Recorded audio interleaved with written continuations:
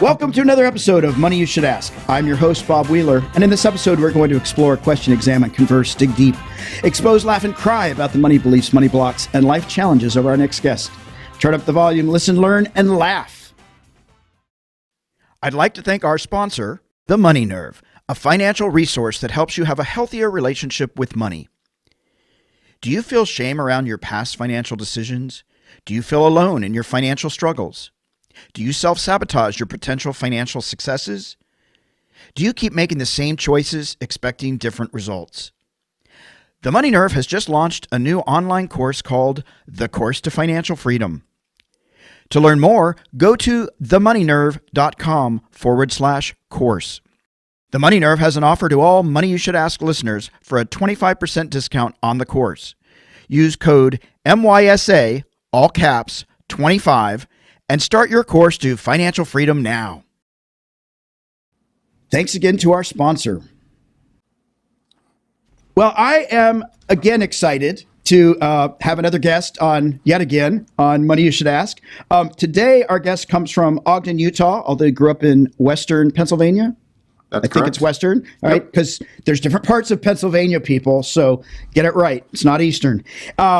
So Steeler Chris, country. It's exactly. It's that way in Tennessee. We have three parts. Chris used the principles of traditional retirement planning combined with creative lifestyle design to retire from a career as a physical therapist at 41. After poor experiences with the financial industry early in his professional life, he educated himself on investing and tax planning. Now he draws on experiences to write about wealth building, DIY investing, do it yourself, financial planning, early retirement, and lifestyle design at caniretireyet.com, which is a resource and blog website. It's got great information. Chris, thanks for being here. Super Pleasure happy to to have talk to you. I'm excited. Now, I think I forgot to mention that you just wrote a book, or you're the primary author of a book called Choose FI, Your Blueprint to Financial Independence. Is that right? That's correct. That's a really successful podcast called Choose FI, and I partnered with the two guys that do that. And we turned those interviews and tried to kind of collect the stories from people from the financial independence, retire early, or FIRE community, and turn that into a book in a way that people who are not familiar with those concepts or maybe find them a little bit far-fetched can get a grasp of and apply to their own lives. Okay, cool. And so I heard you mention FIRE, and I'm going to ask a little bit about that because I know the first time I heard the word FIRE, I ran out of the building, right? And so what is FIRE in the financial community when you hear that word FIRE?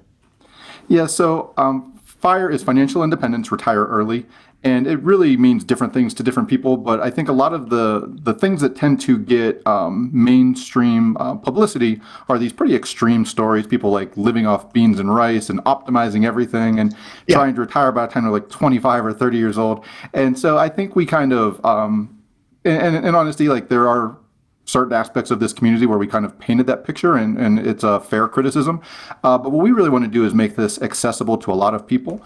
And really what it's all about, in my mind, is questioning your assumptions that, you don't necessarily have to retire at 65 or 70 because everybody says you do. You don't have to save 10% of your income because that's the standard advice.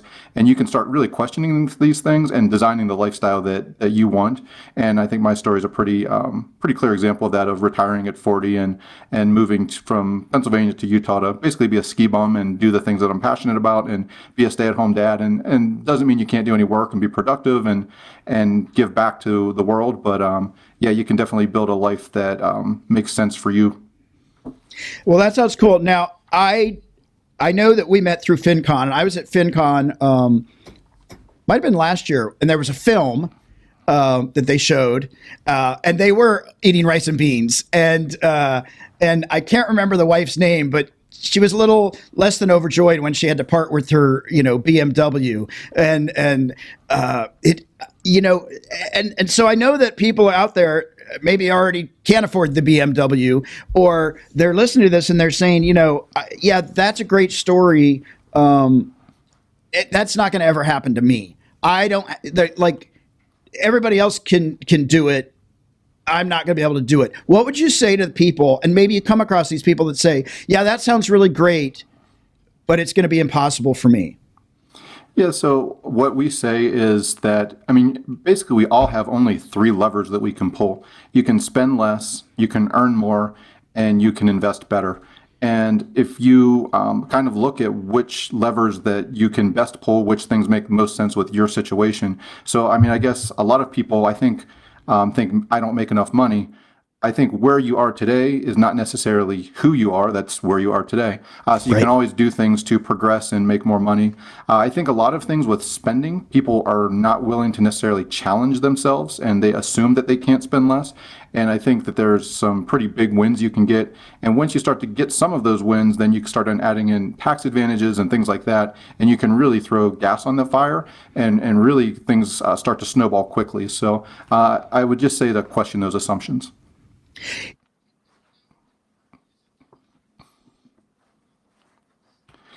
For me, I mean, so my wife and I both came from middle class to lower middle class families. And I would consider that, I think a lot of people think that you have to come from money to become wealthy or to have money.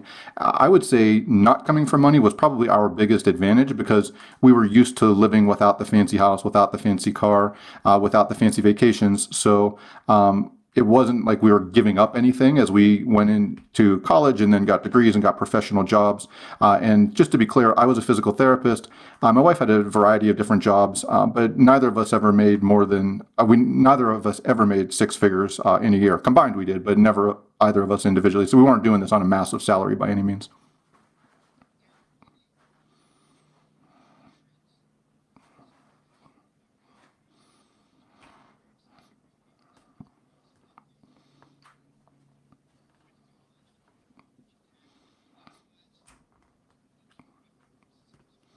Yeah, so I was the first person in my family to graduate from college, and that was a big deal for my parents. My dad, straight out of high school, he started as a newspaper photographer, and after about 10 or 15 years, he started his own small photography business. And my mom was kind of a stay-at-home mom, and a part-time she worked as a bank teller, and then she worked with my dad in his business. So again, not coming from a lot of money, not coming from big salaries by any means. And I guess like the biggest lessons that I learned from them were just that frugality and learning how to stretch a dollar and make it go far because they did really well for themselves, and they were able to help my brother and I with college, but it certainly wasn't a blank check or anything. It was, this is what we've been able to save for you.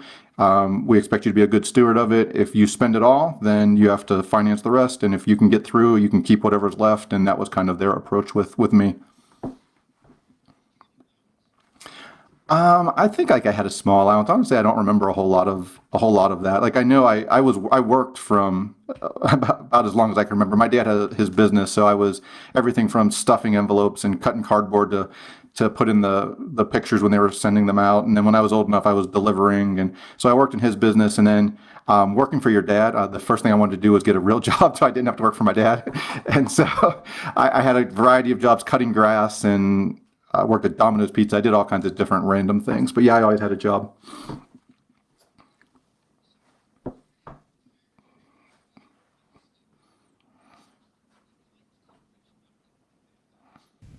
Go through a lot of pain to do what they want to do. What financial baggage do you still have? Like, what are the financial triggers that still come up for you? Even because for me, I think people sometimes think that you get to a certain place and then you arrive and you never have to look at your money again. Like, oh, I made it, so I'm done. And financial relationships go on until you die, and maybe then some. And so, are there any things that are still traps for you? A little bit of baggage or still a trigger? Yeah, so I don't know if this directly answers that question, but I think it kind of gets to the heart of what you're asking. So you mentioned about having your spouse being on board, and for my wife and I, it was really easy for us to save. We basically what we decided to do was, so I told you about my background. Her background, her family made probably a similar income, but they weren't as savvy with stretching a dollar as mine. And so they were not able to help her at all with school. And so she went and put herself through school. She worked full time, went to school full time. And so I knew she was very responsible, but she still had a little bit of debt when she got out of school. And so we were going to get married, and we kind of came up with this plan. I was debt free getting out of college. And we came up with this plan to live off of her salary, and everything I was making, just working part-time while I was finishing up PT school, I was going to help pay off her debt, and we were going to get out of debt by the time we got married. And we were pretty happy, and that was working well. So we just continued to always live off one salary and save one. And we really never fought about money, never had an issue at all. But I think for me, like seeing my dad be an entrepreneur and being creative with money, I was always looking for that next thing, and I was I was saving to move on to the next phase of life. And I think for my wife, saving was like this feeling of security. And so when we hit financial independence, we didn't have two nickels to rub together and we still didn't fight about money. All of a sudden, like money became an issue for us because I was ready to kind of move on to this next phase of life and she was not. And so it was something we had to work through. And we continue to work through it at this point. But I think that's that trigger that kind of pushes us still.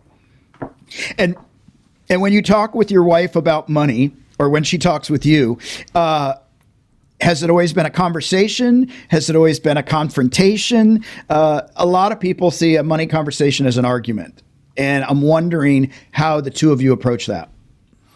I think we kind of had to just reach the point where we had to kind of agree to disagree, and like that we see things a little bit differently.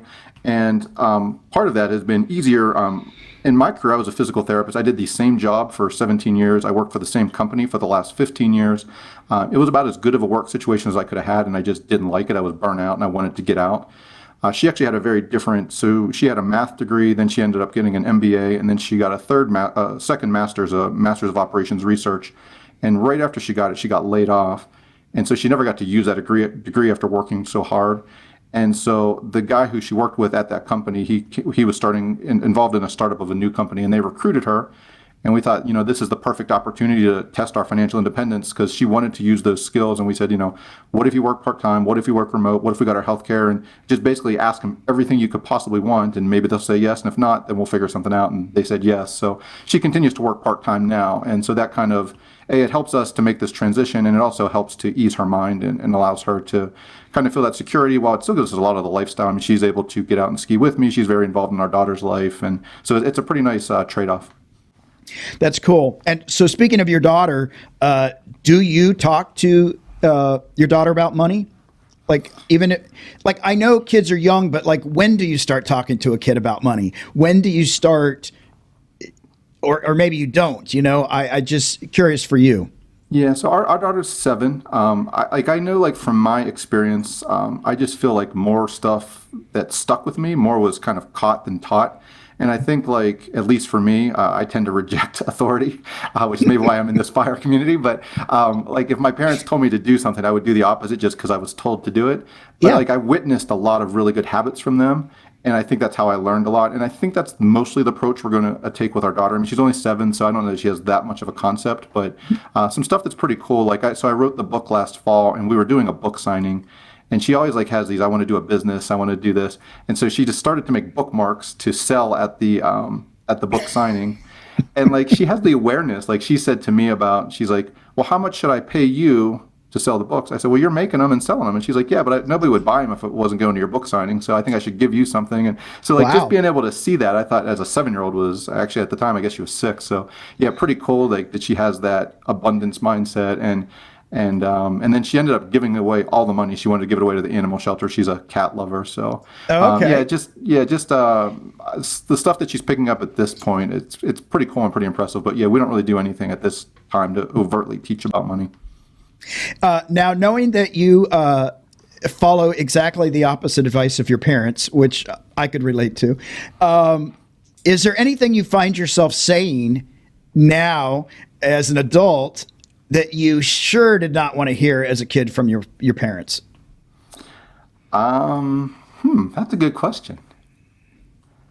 I don't know. I don't know if there is. I think, like, I'm trying to think if there's anything that I could say. I could hear my mom saying that, but I honestly, I don't know that I do that, which is, I'm pretty happy to say that now that you asked me. Yeah, no, it's funny because sometimes people say, oh my God, I'm becoming my parents. I tried to make sure that didn't happen. I'm sure there are places where I have blind spots. But yeah, that's cool. So when I was reading about you and reading your bio and stuff, one of the things that you say is that your mission is to continue to spread the life-changing messages of financial independence to a broader audience, right? And to help people live their best lives. Why is that important to you? I think because I kind of joke about my relationship with my parents, but I have a very close relationship with them, and I just kind of see how hard they worked to be able to create a better life for themselves and a better life for my brother and I. And I look back so I talked about the positive things I got from them of learning how to be frugal, learning how to stretch a dollar, learning how to, even though they didn't have a lot, be generous with our money. So all those things were positives. But they never really took the time to learn the technical side of personal finance. And so when my wife and I became adults and we started, having some money saving and we were looking to invest, I went to them because I respected and I thought they knew what they were doing. And we just basically went with their financial advisor and we never asked any questions. That was our due diligence, as who do you use? And they told us, and we went in and whatever he told us, we did. And I guess what we learned 10 years later, after a lot of really expensive mistakes and following some really conflicted advice, is that my parents did really well kind of in spite of the technical advice that they got rather than because of it. Yeah. And so looking back now and like the things that are valuable to me, like I talk about like how I love being a stay-at-home dad and spending this time with our daughter and we travel and do these things, that stuff my parents couldn't do. And my mom got breast cancer when I was in grad school. And like now that they're at this age where you should be able to enjoy and they're in their 60s and otherwise healthy, I mean, they really can't do a whole lot. My she gets super fatigued if she walks for 5 or 6 blocks. And, that it's not always there when you're 60. And, like if you can just learn these little things that make just such a massive difference and that can save you tens of thousands of dollars and let you retire 10 or 15 years earlier. And again, it doesn't mean you have to retire and not work at all, but you can design that life you want and do those things that are important. That means the world to me. Yeah. You said you like to travel with your family. Do you think travel is a valuable experience for people, and why? Absolutely. So, I mean, growing up, I just remember when my dad worked at the newspaper, that was something that we did. We traveled all over. And then when I was about 7 or 8 is when he started his business, and that went away. And whenever my wife and I got out of school, one of the first trips we did, we went to Mexico, to Puerto Vallarta, and we just fell in love with travel. And we've traveled all over the world. We've been to Africa, we've been to South America, and it's just a really big thing to me just to see how other people live. I think everyone should go to Africa at some point. And I think it just gives you such perspective of the opportunities and just the way that the things that we have here, that when you go to a place where there's true poverty, and not to say that people don't live in poverty in certain parts of the United States, but the opportunities that the least of us have compared to the best of them, it's sad, and it gives you perspective though, and I think it's worth seeing and it's worth experiencing. Yeah, totally on board with that. Life-changing experience for me in Africa. It gives you such a perspective. I would love everybody to travel. I just think it widens our experience and our perspective. So, yeah, that's awesome. Do you have any financial regrets? I wish that I would have learned the technical aspect a lot sooner. And as good as we did retiring at, being able to retire and be financially independent in our early 40s, we could have probably did it 5 or 6 years earlier. And the thing is, like, I think a lot of times people in the fire community, they get so extreme, and like if you cut out this $10 expense, but you put it into this compounding calculator, and 30 years later you'd have $1 million or whatever. But like, it wouldn't have given up anything of value. Like, we traveled, we did things when we were on the path to financial independence, and I don't regret any of that to get there sooner. Yeah. But I certainly, to pay an extra $8,000 or $10,000 in income tax, and then another couple thousand in capital gains taxes because we were investing in an inefficient way, and then paying all these fees for just this conflicted advice that made us pay the taxes and made us pay the fees, and it didn't add any value to our life. And we could have gotten there sooner if we would have just taken a little bit of time to realize that this stuff is just not that hard. So I definitely regret that. Now, you took the initiative. You did your own research on how to do it yourself investing and looking at retirement and all that stuff. A lot of people, and your wife was in math, so people could argue, well, you guys were already in that realm of numbers. And a lot of people will say, well, I don't know, I don't know what stock is. I don't know what mutual funds are. I don't know what a house hack is. What was the impetus for you to say, I'm going to learn this stuff and I'm going to trust myself, like that I can discern what's good information, right? Because you had these advisors giving you bad information. And then here you are, I'm going to go out and learn it myself.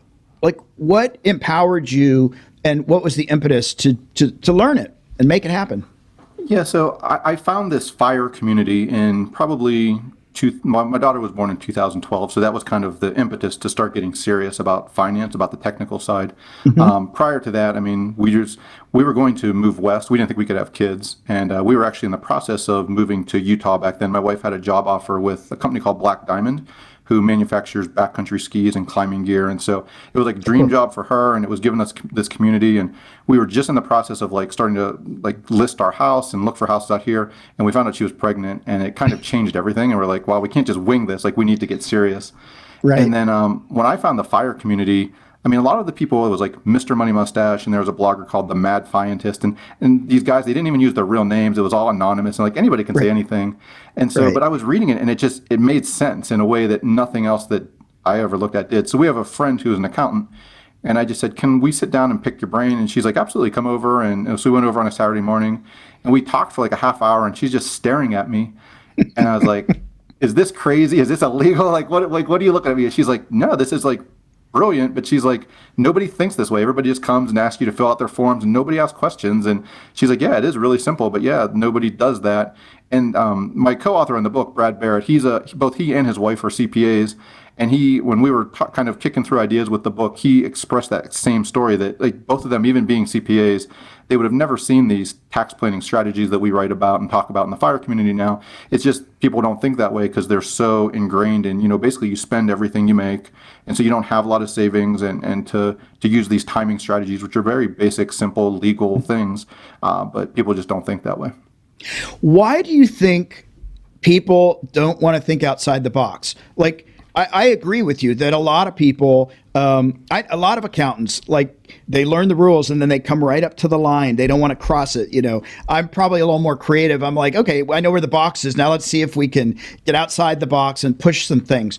But I'm not normal. So what have you found like that keeps people in this? No, I have to do it this way. My parents did it that way. My grandparents did it that way. My friends are doing it that way. Is it, I don't want to take a risk. I don't want to look stupid? Like, I love that question. I'll give you my own personal experience is that, like I went to school. I have a high school diploma, a bachelor's degree, a master's degree, and a doctorate degree. My wife has the same. She has a bachelor's and 2 masters. And neither of us ever had a personal finance class. We just didn't know what questions to ask. And I think things are made to seem so complex with investing and tax planning. Yeah. And so people just don't ask questions. And another thing with having all that education, I think like we got really good at, knowing how to pass a test and knowing how to just collect information. But I don't really think you learn to ask questions. And so I think a lot of people just blindly, this is what everybody does. Like you get out of school, you buy a house, you finance your car, and that's just what people do. And again, like what I've found since I found this FIRE movement, and I think why people get so passionate about it beyond just what I talked about, like you can reclaim your life, and I told you the story of us compared to my parents, but it's really transcended into what else am I not asking questions about, like with diet, with exercise, with faith, with relationships, with everything, but you just kind of start down this path, and I think so much of your day is just consumed by just decisions that are kind of pre-made, and you're just kind of going through the motions. And so many of these things, if you just took one step back and said, why is this the way it is? You'd find that it doesn't have to be that way. But yeah, I think a lot of it's just kind of beaten out of us, and we learn to get the degree and get the job and all that, but we don't really learn to ask questions very well. And it's kind of sad. Yeah. And I totally agree that people don't ask questions. And like, I know, as a CPA, I would go to continuing education, and people would ask, the speaker would talk about something at a very high level, and all the CPAs are like, yeah, that's right. I'm like, wait, I'm really stupid. Can you like give it to me like in baby pictures, like real big pictures? And what? I'm like, I don't understand. And then I'd see all these other folks around me going, thank you. because they didn't want to ask like I just start off with I'm stupid, so I'm going to ask a lot of questions. I don't know anything, but I find that people are afraid to ask the questions because they might look stupid, or they didn't know they're allowed to ask questions. I find with my clients, I'm like, why aren't you asking this? Why aren't you? Oh, I didn't know I could ask that.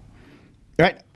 The same thing with doctors or investors. I just sit there and, I used to just, the doctor said sit in the room, and 2 hours later, where's the doctor? Oh, well, he didn't tell me I could move. We somewhere along the way, I feel like we've been disempowered for our own ability to do things. I was fortunate. I went to a very small liberal arts college where you had 10 people in a class, and you were challenged to ask questions, which is, I think, not true. A lot of, at least I know my sisters went to, and I was going to go to UT where there's 5,000 people in a class, or 500, whatever, and it's an audio, and you don't really, there's no real debate. There's no real conversation. How do you continue to exercise that muscle to keep asking questions and keep like being inquisitive instead of, oh, I can't ask? Like, is there something you do? That's a good question. I could tell you the thing that really kind of turned everything around for me is when you talk about the whole idea of lifestyle design. I think I'd give credit to that term to Tim Ferriss, if you're familiar with him. And he has the really popular Tim Ferriss podcast, and his kind of initial trademark book was the 4-Hour Workweek. Yes. And I started reading that, and I always thought, like, I'm a big fan of his now, but I kind of thought he was like self-promotional and spammy, and I didn't really care for him. And for some reason, I started reading the 4-Hour Workweek. I couldn't even get through it, but I picked up his book called The 4-Hour Body. And as a physical therapist, I kind of thought I know the body. I know how to get stronger and faster and heal and do all these things. And I started reading this from somebody that has no medical background at all. And a lot of the stuff just kind of rocked my world. I was like, wow, I never really thought of the problem that way. And he just asks different questions and talks to different people. And as I started doing my research, I was like, this guy's pretty legit. And like, it really changed my way of thinking. I was like, why am I doing all these things the way I'm doing just because I would learn that in school 10 years ago, and you just kind of go through the motions. And so I started asking questions. I started following him, and again, this fire community in general, I think, just really questions a lot of things, and just reading widely is probably the best thing I do now. And I kind of stay away from, I don't watch a whole lot of like mainstream news or things like that. I don't watch much TV, and just kind of breaking that cycle and finding the voices that serve you and following them. Yeah. Absolutely. Do you, what are your plans? Like, where do you want to be 10 years from now? That's a tough question. So my daughter's 7. So this next, I kind of like look at things maybe in like 10-year blocks. And so this next 10 years, I really would like to just kind of enjoy this time that in a way that most parents don't get to. And that's my primary focus. And in the meantime, though, I mean, she's in school, and so I have a lot of time. So I'm continuing to develop skills and interests. So like through my writing and personal finance, and I'm kind of looking at, I guess the one thing I really miss from being a physical therapist is that one-on-one and helping and coaching people. So I'm kicking around, like maybe doing some financial coaching or becoming a CFP, and just kind of seeing like what makes the most sense, what lets me help people in the way I want to, and kind of allows me to have that lifestyle flexibility. And then beyond 10 years, though, I have no idea where things go from there. Okay. What do you want? What is the legacy you want to leave for your daughter? I hope that she looks at the way we lived our life and sees that we're not afraid to do things I think a lot of people would perceive as risky. And she is willing to ask questions, and she's willing to kind of blaze her own path and do her own thing. Cool. Well, I know we're getting to the end here. So like what I'm really hearing you say is ask a lot of questions. Like ask, don't assume, and like take some action. What I'm really hearing is that you had to take a little bit of initiative instead of just waiting for things to happen and looking at places where, oh, this financial advisor isn't working out for us. What do I need to know? Why can't I do this? And even after you resonated with what was going on in the fire community, you still went to another accountant and said, hey, what do you think about this? So you weren't doing it blindly, which is what I was curious about, is if you just went, oh, I just trust myself. You still actually asked people, hey, what does this sound like? And just keep, it sounds like just getting really, really curious to keep moving towards choices that serve you, and being willing to, oh, I need to take a left. Oh, I could take a right, and not being fixated on it has to look a certain way because this is the way my parents did it. Yeah, absolutely. And like, I think some people, like, they'll get so extreme and like they get down on college. And I would be the biggest hypocrite. I told you, like, my wife and I, we have 6 degrees between us.